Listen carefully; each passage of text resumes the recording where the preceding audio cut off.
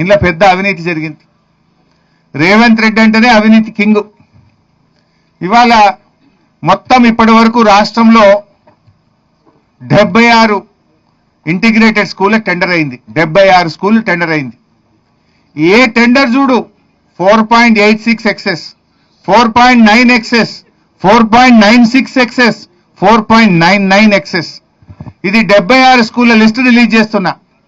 ఏ school ఏ కంపెనీకి దక్కింది, ఏ school ఎంత ఎక్సెస్ పోయింది, మొత్తం కూడా ఈ స్కూళ్ళ పేరిట కూడా పెద్ద ఎత్తున దోపిడీకి పాల్పడ్డారు.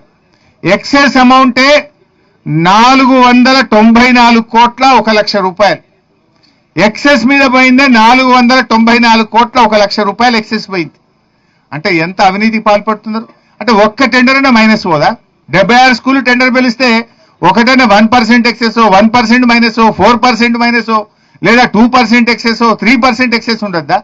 అన్ని స్కూళ్ళు 4.96 ఎక్సెస్, అన్ని స్కూళ్ళు 4.86 ఎక్సెస్. ఈ నర్సంపేట స్కూల్ కూడా ఎంత పోయిందంటే ఎక్సెస్, నర్సంపేట ప్యాకేజ్ 8 ఇది 4.86 ఎక్సెస్. 136 కోట్లు ఉంటే 142 కోట్లు అయింది. ఇది కూడా 4.86 ఎక్సెస్ పోయింది.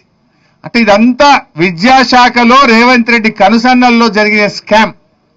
దీన్ని కూడా బయట పెడతా ఉన్నాం.